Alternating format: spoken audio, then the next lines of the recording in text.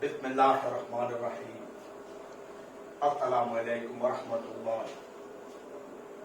স্নেহের প্রিয় শিক্ষার্থী, আশা করি তোমরা সবাই আল্লাহর রহমতে ভালো আছো। আমিও তোমাদের দোয়ায় ভালো আছি। আজকে আমি তোমাদের পৌরনীতি ও নাগরিকতা বিষয়ে ক্লাস দিচ্ছি, নবম এবং দশম শ্রেণী।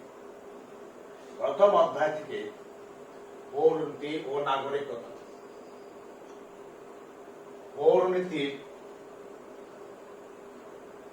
পৌরনীতি ইংরেজির শব্দ হচ্ছে সিভিক। এই শব্দটি দুটি ল্যাটিন শব্দ থেকে এসেছে।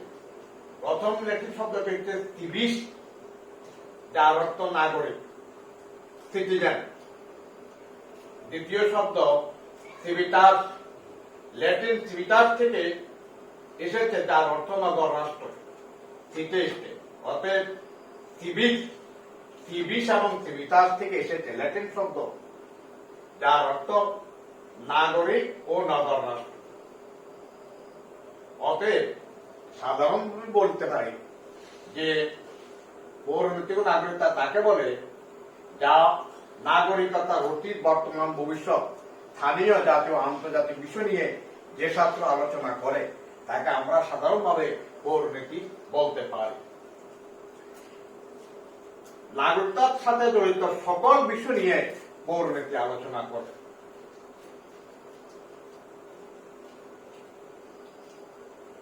তারা নগর রাষ্ট্রীয় প্রাচীন গ্রীসে নাগরিক এবং নগর রাষ্ট্র ছিল অবিচ্ছেদ্য।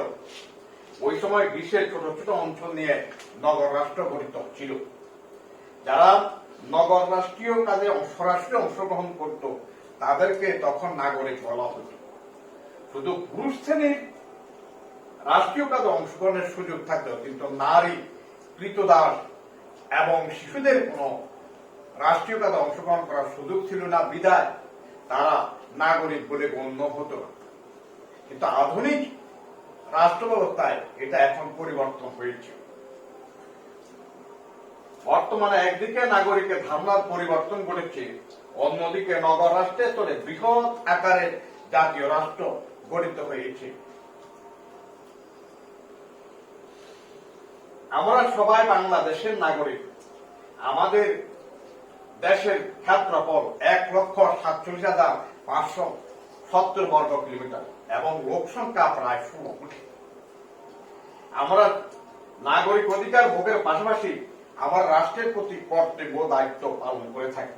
তবে আমাদের মধ্যে যারা অপ্রাপ্ত বয়স্ক, অর্থাৎ 18 বছরের নিচে, তারা ভোটদান কিংবা নির্বাচিত হওয়ার মতো রাজনৈতিক অধিকার ভোগ করতে পারে না। তাছাড়া বিদেশিদের কোন রাজনৈতিক অধিকার ভোগ করার সুযোগ নেই।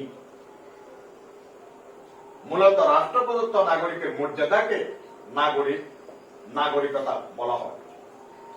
নাগরিকতার সাথে জড়িত সবই পৌরনীতি এবং নাগরিকতার বিষয়বস্তু। ব্রিটিশ রাষ্ট্রবিজ্ঞানী ইএম হোয়াইট বলেছেন, পৌরনীতির সংজ্ঞা দিয়েছেন, পৌরনীতি হল জ্ঞানের সেই মূল্যবান শাখা যা নাগরিকতার অতীত, বর্তমান ও ভবিষ্যৎ এবং স্থানীয়, জাতীয় ও আন্তর্জাতিক পর্যায়ে মানবতার সাথে জড়িত সকল বিষয় নিয়ে বিস্তারিত আলোচনা করে। এই ব্রিটিশ রাষ্ট্রবিজ্ঞানী ইএম হোয়াইট পৌরনীতির যথার্থ সংজ্ঞা দিয়েছেন, যাতে আমরা দেখতে পাচ্ছি যে পৌরনীতি একটা মূল্যবান শাখা, জ্ঞানের সেই মূল্যবান শাখা যা নাগরিকতার অতীত, বর্তমান এবং ভবিষ্যৎ নিয়ে আলোচনা করে। আবার স্থানীয়, জাতীয়, আন্তর্জাতিক বিষয়, স্থানীয় বিষয় যেমন ইউনিয়ন পরিষদ, তারপরে সিটি কর্পোরেশন, পৌরসভা, এগুলি নিয়ে আলোচনা করে। জাতীয় পর্যায়ে যেমন আমাদের এই সরকার, তারপরে সংসদ, তারপরে মন্ত্রী পরিষদ, এগুলি নিয়ে আলোচনা করে। আন্তর্জাতিক পর্যায়ে আমরা দেখতে পাই জাতিসংঘ, কমনওয়েলথ, এগুলি নিয়ে আলোচনা করে। এগুলি মানবতার সাথে জড়িত সকল বিষয় নিয়ে পৌরনীতি আলোচনা করে। অতএব পৌরনীতিকে আমরা দুটি অর্থে ব্যবহার করতে পারি, একটি সংকীর্ণ অর্থে আর একটি ব্যাপক অর্থে। ব্যাপক অর্থে পরিণতি নাগরিকতার সাথে জড়িত সকল বিষয় নিয়ে আলোচনা করে, যেমন অধিকার ও কর্তব্য নিয়ে আলোচনা করে, সামাজিক ও রাজনৈতিক প্রতিষ্ঠান নিয়ে আলোচনা করে, নাগরিকতার স্থানীয় জাতীয় আন্তর্জাতিক বিষয় নিয়ে আলোচনা করে, নাগরিকতার অতীত বর্তমান এবং ভবিষ্যৎ নিয়ে আলোচনা করে। এটা হচ্ছে পরিণতির ব্যাপক অর্থ। আর সংকীর্ণ অর্থে পরিণতি অধিকার এবং কর্তব্য নিয়ে আলোচনা করে। অতএব আমরা পরিণতির সংজ্ঞা এভাবে দিতে পারি যে নাগরিক, পরিবার, সমাজ ও রাষ্ট্রের আচরণ ও কার্যাবলী নিয়ে ধারাবাহিক আলোচনার মাধ্যমে যে বিষয়টি আদর্শ নাগরিক জীবন সম্পর্কে জ্ঞান দান করে তাকে পরিণতি ও নাগরিকতা বলা হয়। পরিণতি ও নাগরিকতার বিষয়বস্তু দায়িত্ব: এক, নাগরিকের অধিকার ও কর্তব্য।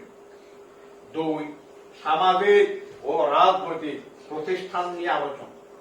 তিন, নাগরিকতার স্থানীয় জাতীয় আন্তর্জাতিক বিষয়। চার, নাগরিকতার অতীত বর্তমান এবং ভবিষ্যৎ। এই চারটি হচ্ছে পরিণতির বিষয়বস্তু। এখন নাগরিকের অধিকার ও কর্তব্য কি? আমরা রাষ্ট্রের নাগরিক হিসাবে আমরা যেমন রাষ্ট্র প্রদত্ত সামাজিক, রাজনৈতিক, অর্থনৈতিক ও মৌলিক অধিকার ভোগ করি, তেমনি আমাদেরকেও রাষ্ট্রের প্রতি দায়িত্ব ও কর্তব্য পালন করতে হয়। যেমন রাষ্ট্রের প্রতি আনুগত্য প্রকাশ, আইন মান্য করা, সঠিক সময়ে কর প্রদান করা, সন্তানদের শিক্ষিত করা, রাষ্ট্রের সেবা করা, সততার সাথে ভোটদান ইত্যাদি। নাগরিকের অধিকার ও কর্তব্য পরিণতি ও নাগরিকতার বিষয়বস্তু। তাছাড়া সুনাগরিকতার বৈশিষ্ট্য, সুনাগরিকতার অন্তরায় এবং তা দূর করার উপায়ও পরিণতি এবং নাগরিকতার বিষয় নিয়ে আলোচনা করে। 2 নম্বর, সামাজিক ও রাজনৈতিক প্রতিষ্ঠান। নাগরিক জীবনকে উন্নত ও সমৃদ্ধ করার লক্ষ্যে গড়ে উঠেছে বিভিন্ন সামাজিক ও রাজনৈতিক প্রতিষ্ঠান, যেমন পরিবার, সমাজ, রাষ্ট্র, নির্বাচন, রাজনৈতিক দল ইত্যাদি। এদের উৎপত্তি ও প্রকৃতি ও কার্যাবলী পরিণতি ও নাগরিকতার বিষয়ে আলোচনা করা হয়। তাছাড়া সামাজিক মূল্যবোধ, আইন, স্বাধীনতা ও সাম্য, সংবিধান, জনমত প্রভৃতি ও পরিণতি ও নাগরিকতার আলোচ্য বিষয়। 3 নম্বর, নাগরিকতার স্থানীয়, জাতীয় ও আন্তর্জাতিক বিষয়। আমরা যেখানে বাস করি সেখানে আমাদেরকে কেন্দ্র করে গড়ে উঠে স্থানীয় বিভিন্ন প্রতিষ্ঠান, যেমন ইউনিয়ন পরিষদ, পৌরসভা, সিটি কর্পোরেশন ইত্যাদি। ঠিক তেমনি নাগরিককে কেন্দ্র করে জাতীয় পর্যায়ে আইন বিভাগ, শাসন বিভাগ, বিচার বিভাগ ও আন্তর্জাতিক পর্যায়ে আমরা কমনওয়েলথ, জাতিসংঘ ইত্যাদি প্রতিষ্ঠান গড়ে উঠি। এসব স্থানীয় জাতীয় আন্তর্জাতিক প্রতিষ্ঠানের গঠন, কার্যাবলী, অবদান এবং নাগরিকতার এসব প্রতিষ্ঠানের সম্পর্ক নিয়ে পরিণতি ও নাগরিকতা বিষয়ে আলোচনা করা হবে। 4 নম্বর, নাগরিকতার অতীত, বর্তমান এবং ভবিষ্যৎ। পরিণতি ও নাগরিকতা বিষয়টি নাগরিকের অতীত, বর্তমান এবং ভবিষ্যৎ নিয়ে আলোচনা করে। যেমন অতীতে নাগরিকতা কিভাবে নির্ধারণ করা হতো, নাগরিকের অধিকার ও কর্তব্য কেমন ছিল, বর্তমান নাগরিকের মর্যাদা কিরূপ, এর সবের উপর ভিত্তি করে রাজনৈতিক, পরিণতি ও নাগরিকতা বিষয়টি ভবিষ্যৎ নাগরিক জীবনের দিক নির্দেশনা প্রদান করে থাকে। অতএব পরিণতি এমন একটি বিষয় যা নাগরিকতার অতীত, বর্তমান, ভবিষ্যৎ, স্থানীয়, জাতীয় এবং আন্তর্জাতিক বিষয় নিয়ে আলোচনা করে। আমাদের অধিকার, কর্তব্য, আমরা রাষ্ট্রের নাগরিক হিসাবে আমাদের কি কি দায়িত্ব, কর্তব্য পালন করতে হয় এবং একজন নাগরিক হিসাবে আমাদের অধিকার কতটুকু ভোগ করতে হবে, সব কিছু নিয়ে আমরা পরিণতি আলোচনা করি। অতএব পরিণতির বিষয়ের জ্ঞান প্রত্যেক মানুষের থাকা প্রয়োজন। যারা বিজ্ঞান বিভাগে পড়ে, মানবিক ব্যবসা প্রতিষ্ঠানে পড়ে, ব্যবসা বিভাগে পড়ে, সবাই পরিণতি সম্পর্কে জ্ঞান থাকা অত্যাবশ্যক। কারণ আমরা সবাই রাষ্ট্রের নাগরিক। পরিবার হচ্ছে সমাজ স্বীকৃত বিবাহ বন্ধনে আবদ্ধ হয়ে স্বামী এবং স্ত্রী একত্রে বসবাস করে। এই পরিবার কথা, পরিবারটি হচ্ছে সমাজের সবচেয়ে ক্ষুদ্রতম একক। উন্নত বিশ্বে বর্তমানে পরিবার অনেকটাই অবহেলিত হয়েছে, কিন্তু আমাদের মতো উন্নয়নশীল দেশে এখনো পরিবার প্রথা খুব শক্ত অবস্থায় আছে। আমরা পিতা মাতা, ভাই বোন, দাদা দাদা, নানা নানি, চাচা চাচি নিয়ে আমরা যে সংগঠনে যেভাবে বাস করি এটাকে পরিবার বলা হয়। ম্যাকাইবার মতে পরিবার হচ্ছে সন্তান জন্মদান ও লালন পালনের জন্য সংগঠিত ক্ষুদ্র বর্গকে পরিবার বলে। মূলত পরিবার হল স্নেহ, মায়া, মমতা ও ভালোবাসার বন্ধনে আবদ্ধ হয়ে গঠিত ক্ষুদ্র সামাজিক প্রতিষ্ঠান হচ্ছে এক পরিবার। বৈবাহিক সম্পর্কের ভিত্তিতে এক বা একাধিক পুরুষ ও মহিলা তাদের সন্তানাদি, পিতা মাতা, অন্যান্য পরিজন নিয়ে যে সংগঠন গড়ে তোলে এটাকে আমরা পরিবার বলি। আমাদের দেশে সাধারণত মা বাবা, ভাই বোন, চাচা চাচি ও দাদাদের সমন্বয়ে পরিবার গড়ে ওঠে। তবে শুধু একজন মহিলা ও একজন পুরুষকে পরিবার বলা হয় না।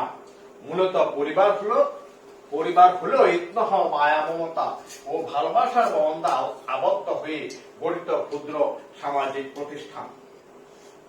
শিক্ষার্থী বন্ধুরা, তোমাদের বাড়ির কাজ দিচ্ছি।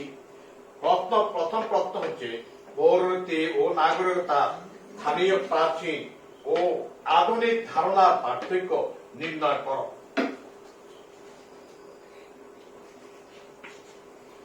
2 নম্বর প্রশ্ন, পৌরনীতি ও নাগরিকতা বিষয়টি তোমরা কেন পাঠ করবে? দলে আলোচনা করে শ্রেণীতে উপস্থাপন করবে। আজকের জন্য পৌরনীতি এবং আজকের জন্য আমি পাঠ এখানে সমাপ্তি ঘোষণা করছি। আল্লাহ তোমাদের সহায় হোক। আমিন। ওয়া আখিরু দাওয়ানা আলহামদুলিল্লাহি রাব্বিল আলামিন। আসসালামু আলাইকুম।